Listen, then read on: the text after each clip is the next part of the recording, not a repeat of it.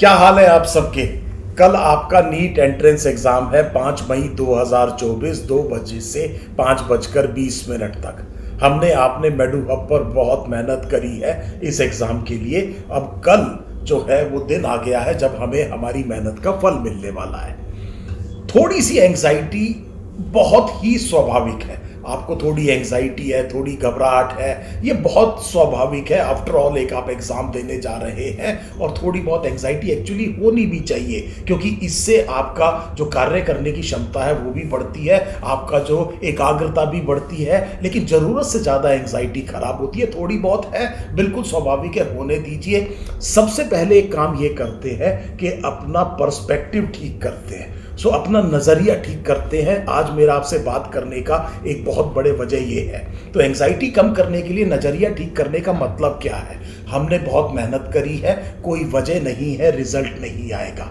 Cause and effect होता है, अपने दिल को समझाइए। मैंने तैयारी करी है, मैंने एनसीईआरटी पढ़ा है, एनसीईआरटी से ही पेपर आता है, मैंने अपने टेस्ट में बहुत अच्छा किया है, कोई वजह नहीं है कि मेरा रिजल्ट नहीं आएगा। इस तरह से अपने आप को समझाना होता है। Cause and effect relationship. मान लीजिए आपने केवल 11th पढ़ी है या केवल 12th पढ़ी है, समय की कमी के हिसाब से, तो भी अपने आप को समझाइए कि आपका अपना टारगेट इस एग्जाम में क्या है। जब लोग ओलंपिक में जाते हैं तो केवल मेडल विनर्स को ही शाबाशी नहीं मिलती है, पार्टिसिपेशन की स्पिरिट को शाबाशी मिलती है। It is a celebration of participation. Participation right spirit में बहुत जरूरी है। लोग अपना पर्सनल बेस्ट भी देते हैं। आपको पता है 11वें 12वें नंबर पर आ रहे हैं, लेकिन जिंदगी में अपना पर्सनल बेस्ट दिया है उसे ही अचीवमेंट माना जाता है। दोनों तरह की कंडीशंस में आपकी तैयारी कैसी है उस हिसाब से अपना पर्सपेक्टिव ठीक कर लीजिए।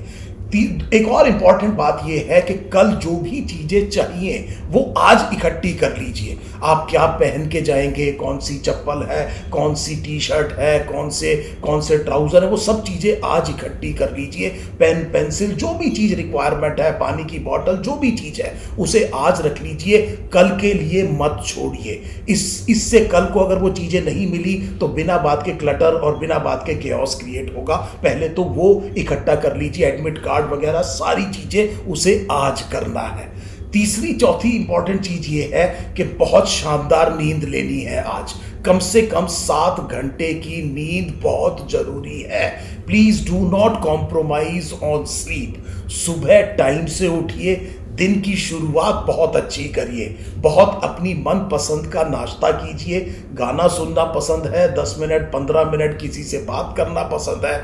दिन की शुरुआत आपकी बहुत अच्छी होनी चाहिए। सेंटर पे समय रहते पहुंच जाइए।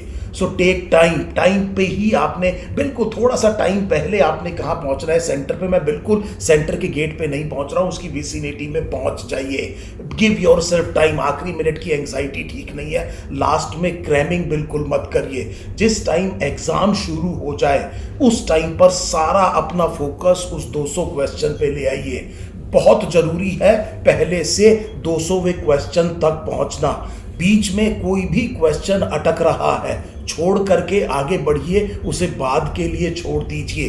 बाद में हो सकता है क्वेश्चंस बहुत आसान हो, इसीलिए बहुत जरूरी है 1 से लेके 200 तक पहुंचना। सेक्शन भी बहुत क्रिटिकल है। आपने सबसे अच्छे 10 क्वेश्चंस क्या करने हैं, अटेम्प्ट करने हैं। पहले 10 अटेम्प्ट नहीं करने हैं, ये भी बात याद रखिएगा। एग्जाम के बीच में कभी एंग्जाइटी होने लगे, आप अपनी ब्रेथ को कंट्रोल करके अपना फोकस वापस ला सकते हैं। ये बहुत जरूरी चीज है। उसके बाद जब एग्जाम खत्म हो जाए तो अपने आप को कॉन्ग्रेचुलेट कीजिए, अपने आप को रिवॉर्ड कीजिए। 24 लाख बच्चों के एग्जाम में आप अपीयर हुए हैं। It is not a mean achievement. आप अपने आप से कहिए मैंने अपनी तरफ से बेस्ट दिया, जो होगा बहुत अच्छे के लिए होगा। ये बहुत इंपॉर्टेंट चीज है एंग्जाइटी को खत्म करने के लिए।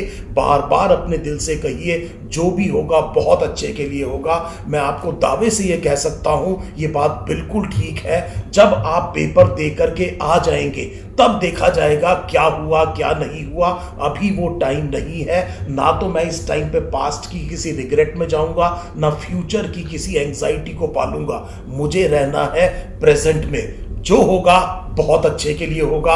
आफ्टर ऑल एक एग्ज़ाम ही है, एक सिंगल एग्ज़ाम किसी की भी ज़िंदगी की पूरी वर्थ को डिसाइड नहीं करता। बात को बड़े ध्यान से समझिएगा, एक एग्ज़ाम ये डिसाइड नहीं करता केवल एक एग्ज़ाम के आप कितने अच्छे हैं या कितने बुरे हैं, या ज़िंदगी में सक्सेसफुल होंगे या नहीं होंगे। कोई भी वजह ऐसी नहीं हो सकती कि आप इतनी ज़्यादा चिंता एक एग्ज़ाम की वजह से पाल लिए। इसमें जाइए, अपना बेस्ट करके आइए, उसके बाद में जैसा मैंने आपसे कहा जो होगा बहुत अच्छे के लिए होगा।